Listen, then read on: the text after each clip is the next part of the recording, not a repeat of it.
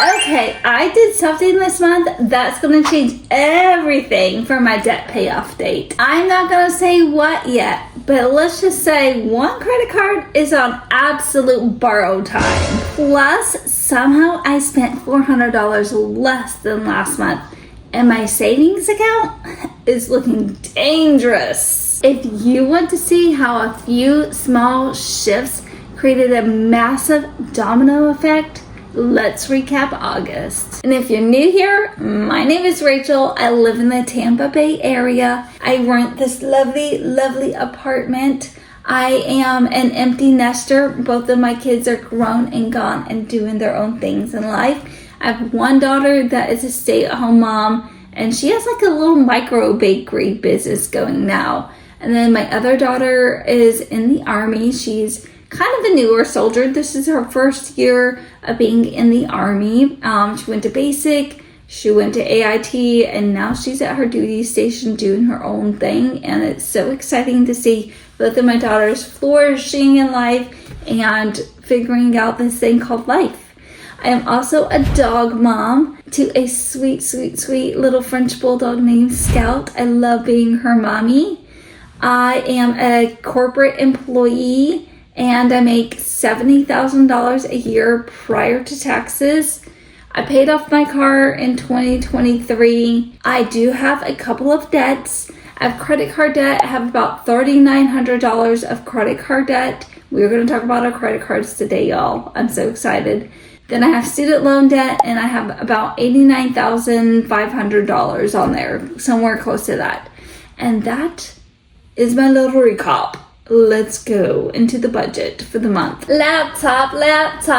We got our laptop here. Let's do our budget recap for August. Y'all, this is going to be a great kickoff to the next 12 months. I just have a funny feeling that something good is going to happen. At the end of each month, I like to do a little recap on how I did with my budgeting, where I stand with my credit card debt, and where my high yield savings account stands, because we have goals. And part of this monthly recap is sharing how much of my net take home pay went to each one of my expense categories. In order to do that, I create this chart for you guys, so let's go over the chart together.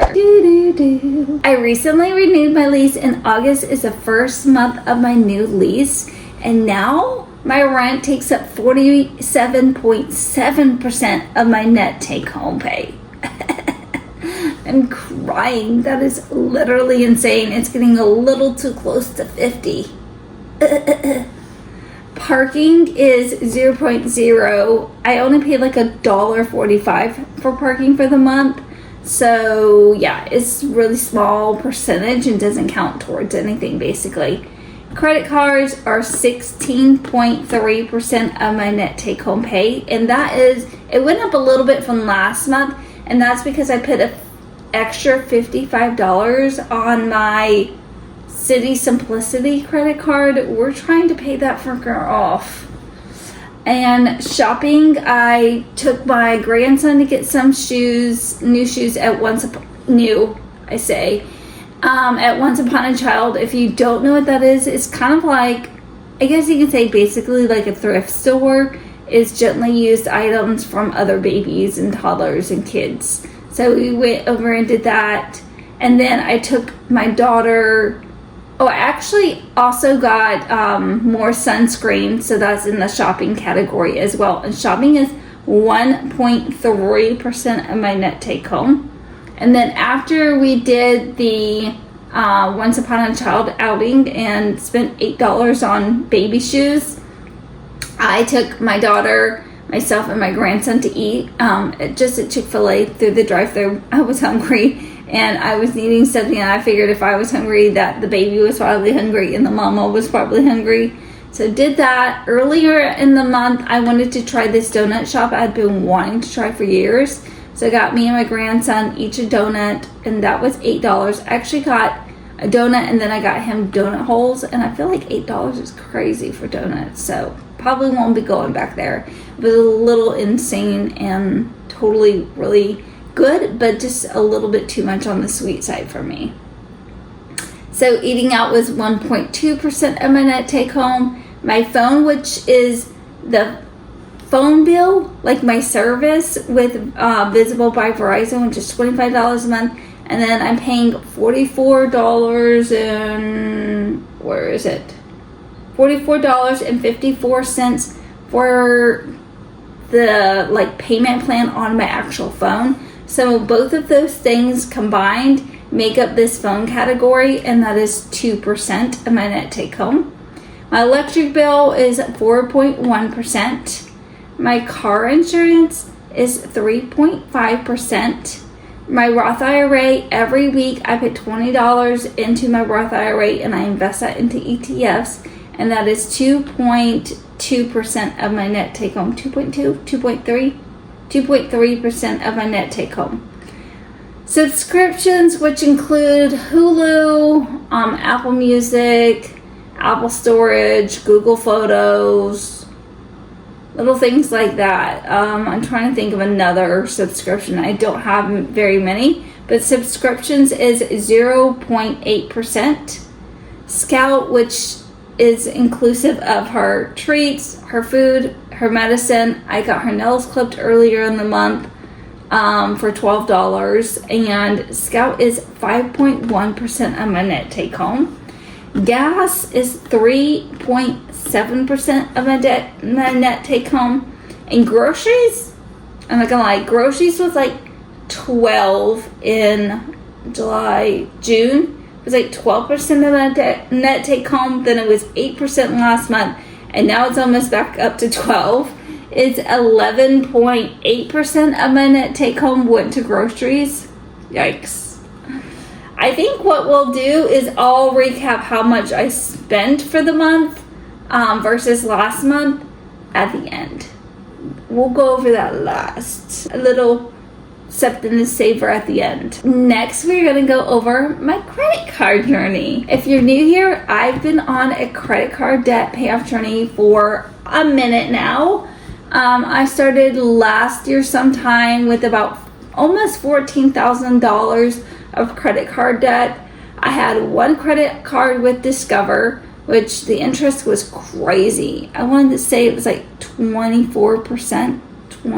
I can't remember. It was in the 20s though.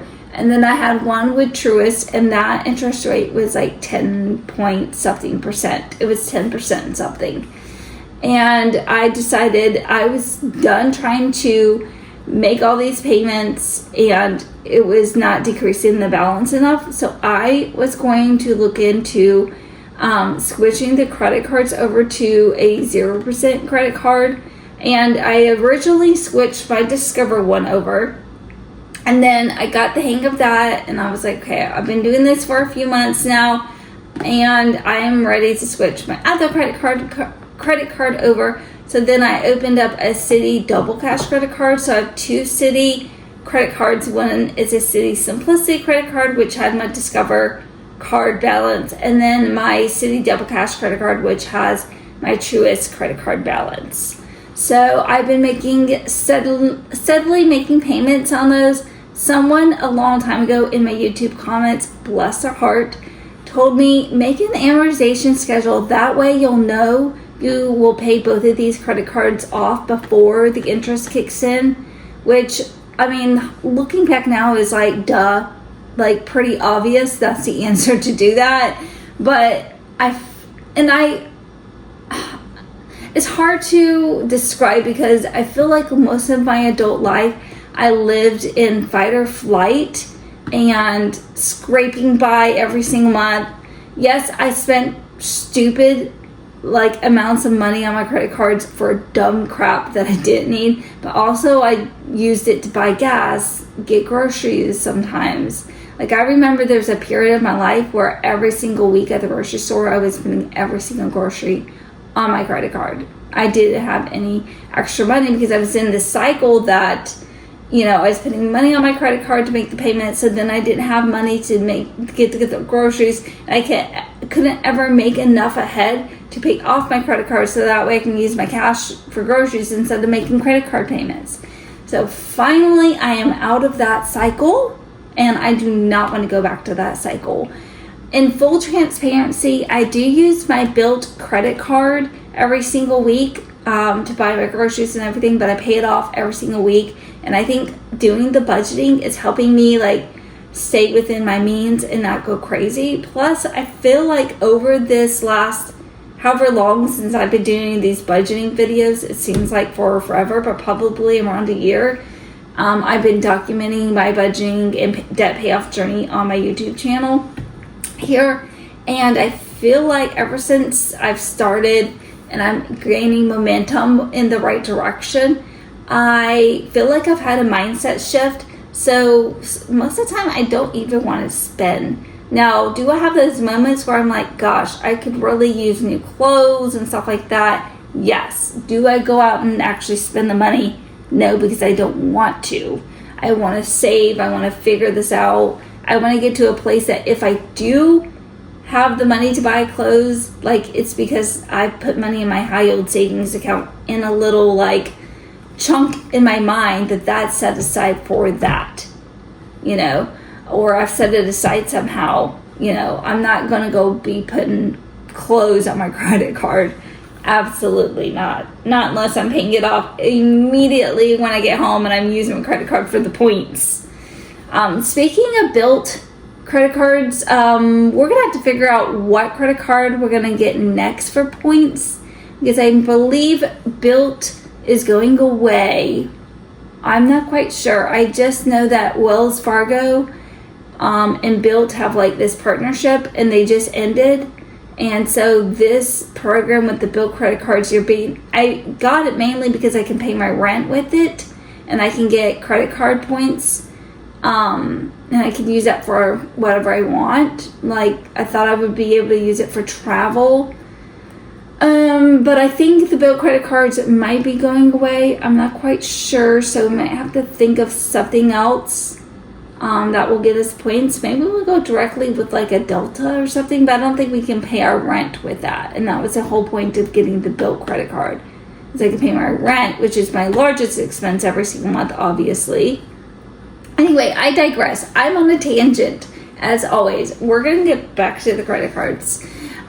So anyway, I have these two credit cards and I've been making payments, and occasionally here and there I put a little extra money on it, but my credit card payment combined with both of them every single month is $508.37.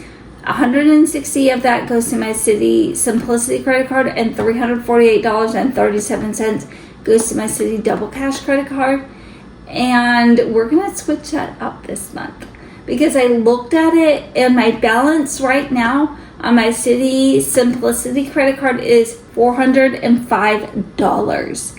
So I'm pretty sure my Citi Double Cash credit card payment is less than $100 every single month. I want to say the last payment was like, the last minimum payment was $37. So what I was thinking is that in September, when I get my next paycheck, that I just dropped a budgeting video, and that paycheck I get here in August, but it's for the first half of September. So I think I get paid again August or September 5th, I want to say. And I'm going to use that paycheck to wipe out the balance on my Citi Simplicity credit card. It's going to go away. Oh my gosh. We're going to put $405 out of that $508.37 towards my Citi Simplicity credit card, and we never have to look at that again. We are paying that off 5 months early. 5 months early, because I put an extra $55 on it here in August, and then I put another $500 extra on it in April. And because of that, I was able to wipe it out. I'm so excited, y'all. And that means I will put a little bit less money on my September payment for my Citi Double Cash credit card.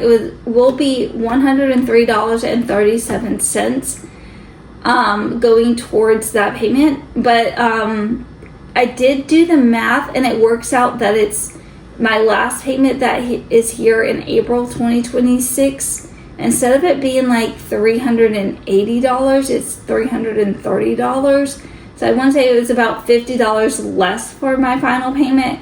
So that's why I was like, okay, the math is mathing, and I can do this. And obviously I wouldn't put extra money on this credit card and wipe this out. I would like to pay it off by the end of the year, but I'm not 100% sure. I am starting a part-time job. That's another thing that we can talk about here. I'm starting a part-time job to go with my full-time job. And so I was thinking any of those paychecks, maybe I could put those towards these credit cards for the first couple of paychecks and wipe these credit cards out. And then I can focus all the money I've been putting towards my credit cards, my side hustle money from my little part-time job, I can put that into my high yield savings account to hit my $12,000 goal on that. Then I want to start investing it while I'm waiting on a decision on my credit cards.